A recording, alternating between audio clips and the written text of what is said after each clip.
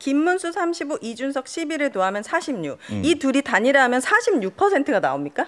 그거 네. 실제로 단일화했을 그러니까 산수식으로 단일화가 더하기가 되는 것인가? 왜냐하면 오늘 지금 저희가 방송이 끝나고 네. 2시 20분에 이준석 의원의 기자회견이 잡혀 있습니다. 예. 아마 높은 확률로 김문수가 접어라. 또 김문수가 사퇴해야 된다. 나는 완주하겠다. 라는 이야기를 하고 저는 내일 사퇴할 것 같거든요. 근데 민주당 후보가 걱정하는 건, 민주당 지지자들이 걱정하는 것은 이렇게 산술적으로 하면은 그런 거 있잖아요. 산술적으로 더하기해서 오차 범위 내로 들어오면 저쪽이 더 힘을 받아서 혹시 뒤집을 수 있는 거 아니야? 이런 걱정하기 때문에 이 질문 나오는 건데 어떻게 보십니까? 방금 그 차트에서 방금 말씀 주신 네. 합치면은 그거냐라고 네. 하는 거는 일단 말씀드리면 분산되기 때문에 딱 그렇게 되지는 않고요. 네. 또 방금 말씀 주신 것처럼 그러면은 근데 거기에 탄력받아서 더 높아지느냐? 그건 그럴 수 있습니다. 그래서 이제 한 세 가지로 나눠서 말씀드려야 되는데 단일화에 대한 얘기입니다. 첫 번째는 두 개를 합쳤을 때 그게 나오느냐 요거보다는 그러면 예전에 2022년에 되게 비슷했잖아요. 두 네. 후보가. 네. 두 후보가 비슷한 거에 윤석열 후보 시절 그 먹었던 그 표 있지 않습니까? 네. 그게 이렇게 분산돼서 나타나는 건 맞는 것 같아요. 분산되는 건 맞는데 그러면 지금 말씀 주신 것처럼 이게 분산됐을 때 김문수 표, 이준석 표 이렇게 했을 때 이걸 붙이면 단일화한 후보한테 다 가느냐? 이거는 아닌 거예요. 이게 분산되는 건 맞는데 합쳤을 때 다 가지 않는 이유는 네. 예, 네. B표에 양자 가상 대결로 한 표가 있습니다. 예. 이거는 이제 YTN이 엠브레인 퍼블릭에 의뢰를 해서 18, 19일 날 조사를 했고요. 가상번호 전화 면접 방식을 취했습니다. 역시 마찬가지로 네. 1,001명 조사를 했기 때문에 플러스 마이너스 3.1%포인트 오차 범위를 갔는데요. 너무 잘게 보여서 잘 안 보일 텐데 그러니까요. 3명이 있는 문항을 맨 밑에 보면 밑에다가 넣고 만약에 양자로 붙었을 때 이재명하고 김문수하고 붙었을 때 어떻게 되느냐. 맨 밑에 제가 이제 빨간색으로 표시를 한 게 있는데요. 네, 맨 아래 박스입니다. 예, 맨 아래에 이재명 지지자 중에 99%가 이재명 김문수 대결에서도 이재명을 지지한다고 했습니다. 네, 아주 충성도가. 예.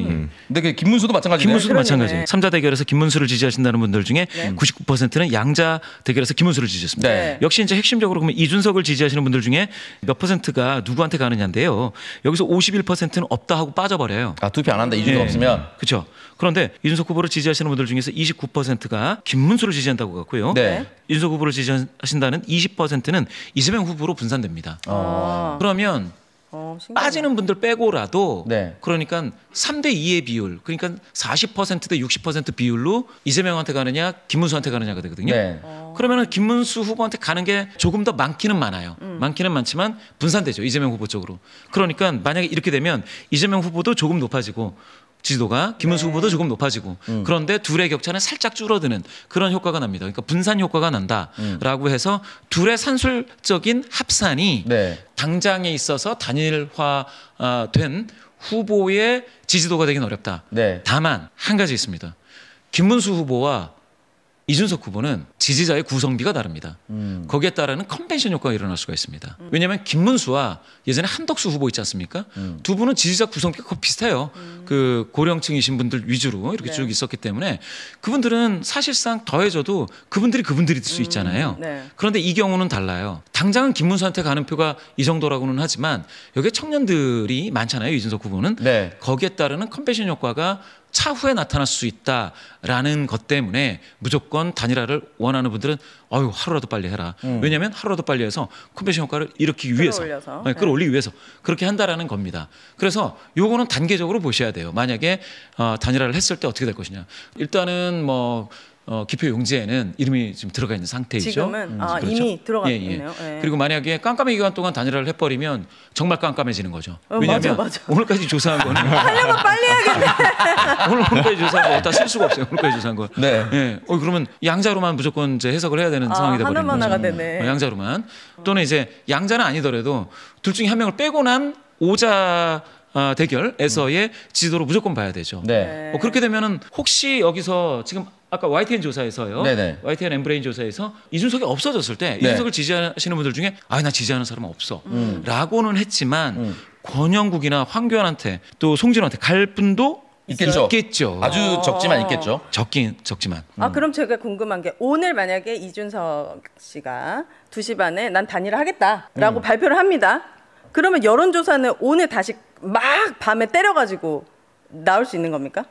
오늘 밤에요? 왜냐면 내일부터는 깜깜이라면서요. 예. 그러니까 오늘 안에 뭔가 여론조사를 나와서 발표를 해줘야 이 컨벤션 효과를 누릴 수 있는 거잖아요. 약간 저도 사실 이 시스템을 정확하게 모르니까 네. 2시 20분에 기자회견을 하기로 했어요. 했어. 네. 그래서 2시 30분에 이제 기자회견이 끝나서 나는 단일화합니다, 사퇴합니다라고 하면 빨리 하더라도 2시 반부터 저녁까지 이 여론조사를 할 수 있는 시간적 여유인데요. 그렇게 해서 궁금해요. 공표할 수 있냐고요. 있죠. 있긴 있구나. 네. 몇 가지 조건이 있어야 되는데 그러면 언론사가 그 방송사거나 네. 아니면은 좀 커야 됩니다. 인터넷 언론 중에서는 오마이뉴스를 포함해서 일부는 그렇게 할 수 있고 없는 데도 있습니다. 인터넷은. 네. 그 심의 그렇죠. 이틀 전 안 받아도 되는 그런 안 받아도 되는 신고하지 않고 조사할 수 있는 그 언론사가 네. 뭐 지상파라든지 아니면 TV 조사 이런 데서 할 수도 있는 가능하죠. 거죠. 네. 그런 데는 가능하죠. 그러니까 이렇게 등록돼 있는 곳이나 그런데 이제 인터넷 언론 중에서 못하는 데도 상당히 많고요. 그리고 유튜브가 의뢰했을 때는 못할 것 같고 그리고 또 한 가지는 10시까지밖에 못하기 때문에 네. 그러면 전화 면접 조사로는 하기가 현실적으로 많이 어렵죠. 왜냐하면 면접으로 불러서 앉혀서 뭐 하려면 쉽지가 않죠. 근데 이미 단일화했을 때의 여론조사를 미리 조사해 놓은 게 있지 않을까요, 솔직히? 그렇게는 할 수도 있잖아요. 질문을 있죠. 해가지고. 네. 그건 안 그거는 나왔어요? 이제 단일화가 누구로 되었느냐를 가정한 상태에서 오자 대결 문항이 포함이 되어 있었다면 그 문항으로 해석을 하면 되죠. 그러면 누군가가 김문수 후보가 나는 그냥 이준석을 밀고 난 사퇴하겠습니다. 이럴 수도 있고 이준석 후보가 김문수 후보를 밀고 네. 사퇴하겠습니다. 네. 아니 황교안 후보가 누구를 밀고 사퇴하겠습니다. 뭐 이런 식으로 있으면 그게 이제 반영이 되는 문항 그 자체로 이제 해봐야 되는 게 있는 거죠. 궁금한 거는 지금 이준석 후보가 지지하는 사람 중에 20은 지금 이재명 후보한테 갈 거고 20%. 29가 김문수 후보한테 가고 90%. 51이 이제 없다라고 예. 했잖아요. 이 네. 없다라고 말한 사람들의 정체가 저는 좀 궁금한데 진짜 이준석이 아니면 안 된다는 어떤 그런 충성파들인 건지 그렇죠. 아니면은 사실은 이제 뭐 김문수나 뭐 이런 사람들한테 다 갈 수 있는데 그냥 부끄러워서 그냥 없다 이렇게 말을 하는 사람들인지 그 마음까지 이분이 알까요? 그냥 그게 궁금하긴 해요. 그동안의 여론조사 추이를 봤을 때 이준석이 사퇴하면은 나는 다른 사람 지지하지 않겠다라고 응답한 사람은 이준석에게 절대적 충성도를 보이고 있는 사람으로 해석하는 게 조금 더 맞다고 보십니까? 당장은 맞습니다. 네. 예, 그런데 문제는 항상 그렇게 사퇴를 하거나 단일화를 한 다음에 내가 그래서 좋아했던 저 사람이 어떻게 하느냐를 보게 되겠죠. 그러겠지. 그러면 이준석 후보가 사퇴를 하고 나 미국 갈래 이러고 이제 떴어요. 이러면 이제 아무것도 아니게 될 수 있고 이런 분들은 어디 뭐 지지하는 후보가 없이 다시 이제 고민에 빠지겠죠. 미국에 가는 거 정말 신박하네요. 만약에 그렇게 한다면은 사실은 이준석 후보가 어떤 후보도 지지하지 않겠다라는 표명 같은 것처럼 느껴질 수도 있으니까 그렇게 해석할 수도 있는데 만약에 이준석 후보가 사퇴만 그렇죠. 하지만 사실상 김문수에게로 단일화하는 뉘앙스를 풍긴다면 다른 그렇죠. 선택을 할 수가 있겠죠. 그리고 이제 가서 이제 손을 같이 든다든지 이런 퍼포먼스가 상당히 좀 중요하죠. 그렇게 같이 이제 뭐 선대본부장이 된다든지 이렇게 되면 지금 뒤로 빠졌던 분들이 뭐 여러 가지 생각을 할 수 있죠. 거기에 따라서 좋아서 그 이준석 후보가 사퇴 후에 누군가를 밀어준다면 그쪽으로 갈 수도 있고 거기에 대한 반발 심리도 있을 수가 있겠죠. 그러면 실망할 수도 있죠. 예전에 2022년 안철수 후보가 그랬습니다. 깜깜이 기간에 사퇴를 내버렸어요. 그랬군요. 그러니까 진짜 깜깜해졌죠. 네. 완전 이게 뭐야 네. 됐죠. 네. 그리고 막 하룻밤 막 그 설득을 당하고 그리고 이제 사퇴를 하고 했는데 그때에도 분산 효과가 나타났습니다. 그때도 분산 효과가 있었다. 그러니까요. 민주당 표가 좀 더 올라간 거래요. 단일화를 통해서. 그래서 그러니까 안철수 후보가 가지고 있었던 그 득표율 자체가 윤석열 후보로 순증하진 않았다. 순증가진 않았다. 그쪽으로 조금 더 가기는 했지만 네. 분산이 되는 거죠. 이번에도 저는 그러면은 조금 더 김문수 후보가 많이 가져가긴 갈 수 있으나 지금처럼 6대4 정도 아니면 저는 7대3 정도까지 이준석 후보가 가지고 있는 것이 나눠진다 하더라도 이재명 후보가 여전히 유리한 건 맞죠.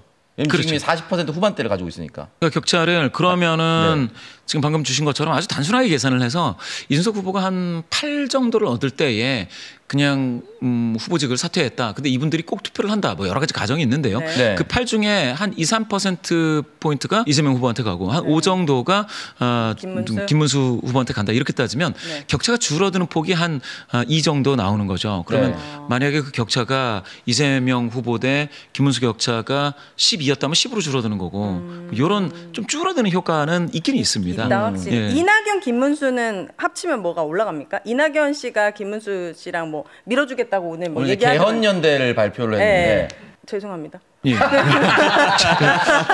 숫자로 물어봤는데 뭐가 죄송해요. 아니 뭐가 그게 죄송해요. 그 김문수에게 득인지 글쎄요. 그건 알 수 예. 없죠 우리가. 지금은 이제 김문수 후보 측에서는 뭐 이삭죽기라도 해야 되기 때문에 들어온다고 네. 하면 누구라도 이제 받아줘야 되는 상황이긴 맞는 것 같은데 지난달에는 좀 있었던 것 같아요. 이낙연 후보를 넣고 조사한 것도 있고 있었는데 아. 최근에는 아예 나오지를 않고 그리고 이제 본선 등록을 하지 않았기 때문에 숫자가 없었죠. 그래서 그 효과를 알기는 좀 어렵습니다. 네. 사실 저 벌초가 끝나도 낙엽은 그냥 쓸어다 버리거든요. 사실 뭐 그 조사가 있는 게 있었는지 모르겠지만 지금은 문항에도 없었고 아, 이게 네. 꺼진 불씨잖아요.